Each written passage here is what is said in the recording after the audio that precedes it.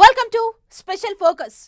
కేంద్రంలో ఎన్డీఏ సర్కార్ మూడోసారి ఏర్పాటు చేయడంలో తెలుగు రాష్ట్రాలది కీలక పాత్రగా మారింది.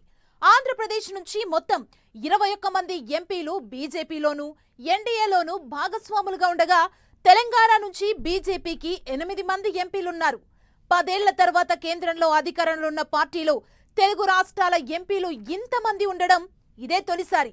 మరి ఈ అమూల్య అవకాశాన్ని మన నాయకులు ఎలా ఉపయోగించుకుంటారన్న దానిపైనే ఇప్పుడు అందరి దృష్టి నెలకొంది. రాష్ట్ర విభజన తర్వాత సంధి దశలో ఉన్న ఆంధ్రప్రదేశ్కి కేంద్రం నుంచి అనేక సహాయ సహకారాలు అందాల్సింది. వాటిని తెచ్చుకోగల అద్భుత అవకాశాన్ని టీడీపీకి కల్పించారు ఏపీ ఓటర్లు. టీడీపీ అధినేత చంద్రబాబుకు ఊహించని వరాన్ని అందించారు.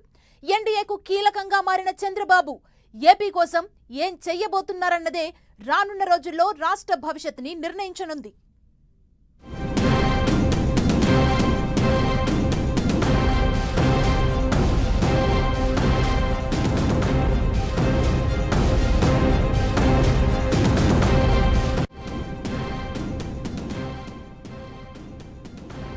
సమయం వచ్చింది మిత్రమా. ఆంధ్రప్రదేశ్ గురించి ఇప్పుడీ మాట ఖచ్చితంగా అనుకోవాలి. 2014లో రాష్ట్రం విడిపోయిన తరువాత తొలిసారి ఆంధ్రప్రదేశ్కు అద్భుత అవకాశం దక్కింది. ఎన్నికల్లో ఊహించని విజయం కట్టబెట్టడం ద్వారా టీడీపీకి ఆ పార్టీ అధినేత చంద్రబాబుకు ఏపీ ఓటర్లు ఓ అవకాశమిచ్చారు. విభజన తరువాత రాజధాని అభివృద్ధి, ప్రాజెక్టులు, ప్రత్యేక హోదా, ఇతర అంశాల పరంగా ఆంధ్రప్రదేశ్ సంధి దశలో ఉంది.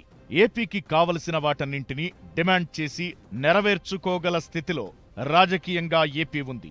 టీడీపీకి 16, బీజేపీకి 3, జనసేనకు 2 ఎంపీ స్థానాలను ఏపీ ఓటర్లు అందించడంతో రాష్ట్ర చరిత్రను మేలిమలుపు తిరిగే దిశగా అడుగులు మొదలయ్యాయన్న భావన వ్యక్తమవుతోంది.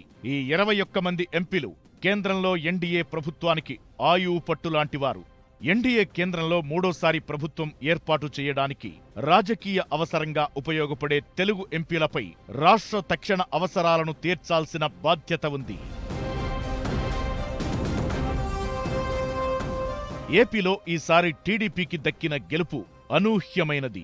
ఈ ఘన విజయం ఏపీలో పాలన అందించడానికే కాదు, కేంద్రంలో చక్రం తిప్పడానికి ఆ పార్టీ అధినేతకు అవకాశం కల్పించింది. ఈ అవకాశంతో చంద్రబాబు అద్భుతాలు సృష్టిస్తారా లేదా అన్నదానిపైనే రాష్ట్ర భవిష్యత్తు ఆధారపడి ఉంటుంది. విభజనలో ఏపీకి అన్యాయం జరిగిందన్నది అందరూ అంగీకరించే నిజం. బాధాకరమైన విషయమేమిటంటే విభజన తరువాత ఆ అన్యాయాన్ని తగ్గించే దిశగా అడుగులు పడకపోవడం. విభజన సమయంలో ఏపీకి ప్రత్యేక హోదా హామీ ఇచ్చిన కాంగ్రెస్ ఎన్నికల్లో అధికారం కోల్పోయింది. ప్రత్యేక హోదాకు మద్దతు తెలిపినప్పటికీ బీజేపీ కేంద్రంలో అధికారంలోకొచ్చిన తరువాత ఆ హామీని అమలు చేయలేదు. రాజధాని అమరావతి నిర్మాణానికి సహకారం అందించలేదు. 2014లో మోదీ నేతృత్వంలో బీజేపీ సొంతంగా ప్రభుత్వ ఏర్పాటుకు కావలసినన్ని సీట్లు సాధించింది. మిత్రపక్షాలతో పని లేకుండా పోయింది. దీంతో కేంద్రంపై ఒత్తిడి తెచ్చి రాష్ట్ర ప్రయోజనాలు సాధించే స్థాయి అప్పటి టీడీపీ ప్రభుత్వానికి లేకుండా పోయింది. కేంద్రం ఇచ్చిందే తీసుకోవాల్సిన స్థితిలో ఉండిపోయింది. ఈ ప్రభావంతో ప్రత్యేక హోదా, పోలవరం నిర్మాణం వంటి వాటిపై తీవ్ర ప్రభావం పడింది.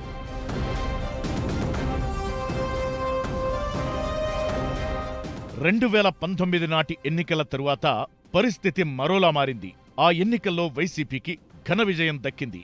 ఆ పార్టీకి 22 ఎంపీ స్థానాలు లభించాయి. కానీ జాతీయ స్థాయిలో బీజేపీ ఘన విజయం సాధించింది. అప్పుడు బీజేపీ సొంతంగా 303 స్థానాలు దక్కించుకుంది. దీంతో మిగిలిన ఏ పార్టీ ఎంపీల మద్దతు బీజేపీకి అవసరం లేకపోయింది. దీంతో 22 మంది ఎంపీలున్నా రాష్ట్ర ప్రయోజనాల కోసం కేంద్రంపై ఒత్తిడి తేలేని స్థితిలో వైసీపీ ప్రభుత్వం ఉండిపోయింది. ఫలితంగా విభజన జరిగిన 10 ఏళ్ల తరువాత కూడా ప్రత్యేక హోదా దక్కలేదు.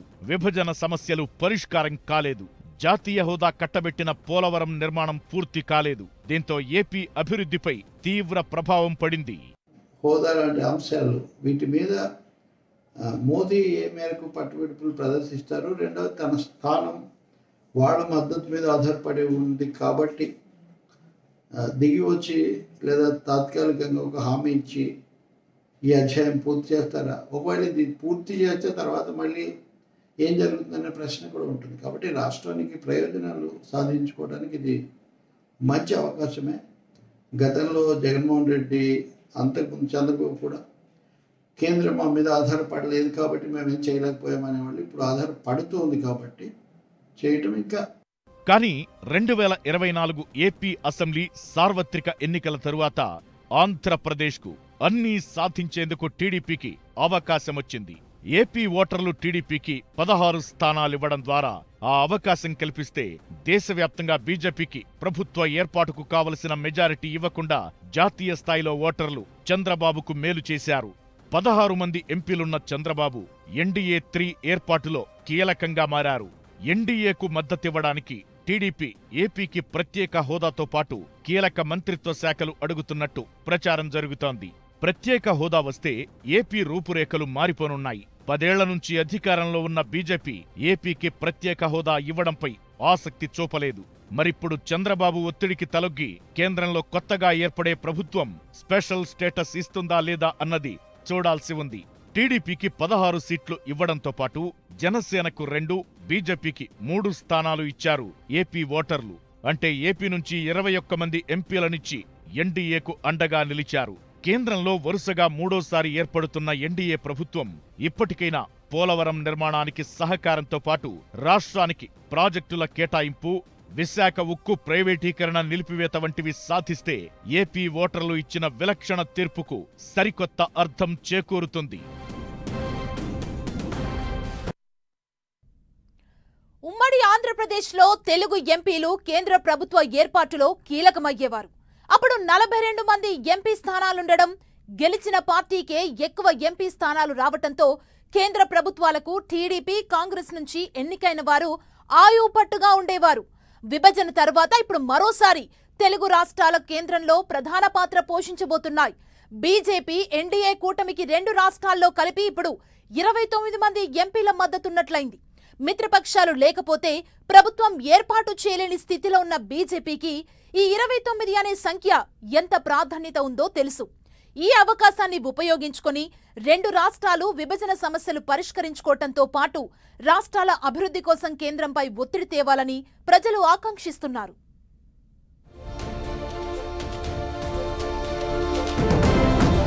కేంద్రంలో 2014, 2019లో బీజేపీ నేతృత్వంలో ఎన్డీఏ ప్రభుత్వం ఏర్పాటు చేయడంలో ప్రధాన పాత్ర ఉత్తర భారతం నుంచి ఎన్నికైన ఎంపీలే.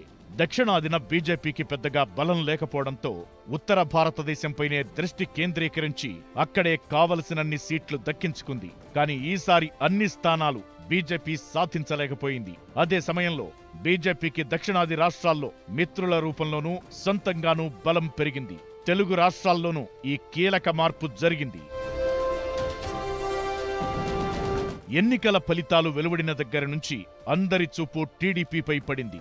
ఎన్డీఏ కూటమిలో బీజేపీ తరువాత 16 స్థానాలతో టీడీపీ అతిపెద్ద పార్టీగా ఉండడమే దీనికి కారణం. ఎన్డీఏలో తాము భాగంగా ఉన్నామని, ఆ కూటమిలోనే ఉంటామని చంద్రబాబు స్పష్టం చేశారు.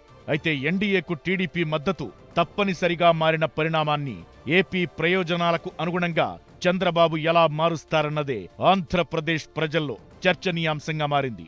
ఇది మంచి తరుణమని, ఏపీ సమస్యలను తీర్చడానికి టీడీపీకి దక్కిన అపురూప అవకాశమని అంతా భావిస్తున్నారు. ఏపీ నుంచి ఉన్న 21 మంది ఎంపీలు వైసీపీ ఎంపీలను కూడా కలుపుకుపోయి రాష్ట్ర సమస్యలను తీర్చేందుకు కలిసికట్టుగా కేంద్రంపై ఒత్తిడి తేవాలన్నది ప్రజల ఆకాంక్ష. ఏపీ ఇప్పుడున్న పరిస్థితుల్లో ప్రత్యేక హోదా అన్నది అత్యవసరం. అలాగే నిధుల విడుదల, అభివృద్ధి కార్యక్రమాల కేటాయింపులో ఏపీకి ప్రత్యేక ప్రాధాన్యత ఉంటే రాష్ట్రంలో ఉన్న అనేక సమస్యలకు పరిష్కారం లభిస్తుంది. ఈ 5 ఏళ్లు రాష్ట్రాన్ని అభివృద్ధి పథంలో నడపడానికి, ఆటంకాలు లేని పాలన సాగించడానికి, ఏపీ స్వరూపాన్ని మార్చివేయడానికి చంద్రబాబు కృషి చేయాలని ప్రజలంతా కోరుకుంటున్నారు.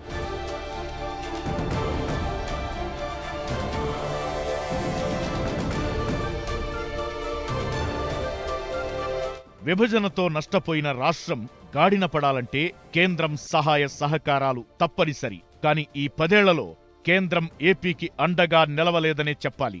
అయితే కేంద్రానికి అండగా నిలిచి రాష్ట్రాన్ని అభివృద్ధి చేసే అవకాశాన్ని ఏపీ ఓటర్లు ఇప్పుడు టీడీపీ, జనసేన, బీజేపీ ఎంపీలకిచ్చారు. పార్టీలకతీతంగా నేతలు కేంద్రంపై ఒత్తిడి చేసి అనుకున్నవన్నీ సాధించాలి. నీటి ప్రాజెక్టులు, ఐటీ కంపెనీలతో పాటు అనేక కొత్త పరిశ్రమలు రాష్ట్రానికి వస్తే యువతకు ఉపాధి పెరుగుతుంది, వలసలు తగ్గుతాయి, అంతిమంగా రాష్ట్రానికి అనుకున్న మేలు జరుగుతుంది. ఇప్పుడు వచ్చిన అవకాశాన్ని ఎంపీలు ఉపయోగించుకోకపోతే రాష్ట్రానికి మరింత అన్యాయం జరుగుతుంది. ఇచ్చిన అవకాశాన్ని ఉపయోగించుకోకపోతే ప్రజల దృష్టిలో నేతలంతా దోషులుగా మిగిలిపోయే ప్రమాదముంది.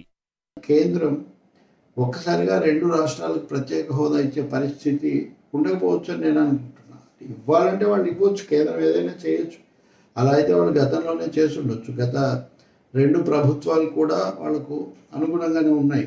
కానీ జరగలేదు కాబట్టి గతసారి చంద్రబాబు బయటికి రావాల్సి వచ్చింది. అయితే ఇప్పుడు కూడా హోదా కాకపోయినా తత్సమానమైన ఈక్వల్ బెనిఫిట్స్ మేమేదో చేస్తాము అని మోదీ హామీ ఇచ్చి ఏదైనా తక్షణం కొన్నింటిని ప్రారంభించి అలాంటివి ఏమన్నా చేయొచ్చునేమో మనం చూడాలి. అలాగే అమరావతి అభివృద్ధికి నిధులు ఇవ్వటం, రాజధాని అదే ఒక్కొక్క రాజధాని అన్నారు కాబట్టి అది కూడా తక్షణ ప్రాతిపదిక మీద జరిగితే రాష్ట్రానికి సంబంధించిన ఒక కీలకమైన అంశం ముగుస్తుంది. ఏపీ ఓటర్లే కాదు, తెలంగాణ ఓటర్లు ఈ ఎన్నికల్లో అనూహ్య తీర్పిచ్చారు. రాష్ట్రంలో అధికారంలో ఉన్న కాంగ్రెస్ తో సమానంగా కేంద్రంలో అధికారంలో ఉన్న బీజేపీకి సీట్లు కట్టబెట్టారు. గతంలో ఎన్నడూ అధికారంలో లేని రాష్ట్రంలో బీజేపీ 8 ఎంపీ సీట్లు సాధించడం సాధారణ విషయం కాదు. తెలంగాణ నుంచి బీజేపీ తరపున ఎన్నికైన ఎంపీలందరికీ ఇప్పుడు రాష్ట్ర ప్రయోజనాల కోసం కేంద్రంపై ఒత్తిడి తేవడానికి అవకాశం లభించింది. ఐటీ ప్రాజెక్టులు, విభజన సమస్యలు, బయ్యారం ఉక్కు పరిశ్రమ, కాజీపేట రైల్వే కోచ్ ఫ్యాక్టరీ వంటి వాటి సాధనకు బీజేపీ ఎంపీలు ప్రయత్నించాలని తెలంగాణ ప్రజలు కోరుతున్నారు. మొత్తంగా తెలుగు రాష్ట్రాల నుంచి బీజేపీకి మిత్రపక్షాలకు కలిపి 29 మంది ఎంపీలున్నారు. ఎన్డీఏ ఇప్పుడున్న పరిస్థితుల్లో ఆ సంఖ్యకు ఎంత ప్రాధాన్యత ఉందో ప్రత్యేకంగా చెప్పాల్సిన పనిలేదు. తెలుగు ఎంపీలంతా తెలుగు రాష్ట్రాల ప్రయోజనాల కోసం ఒత్తిడి తెచ్చి అభివృద్ధి కార్యక్రమాలు చేపట్టి తమ జీవితాలను బాగు చేయాలని ప్రజలు కోరుకుంటున్నారు.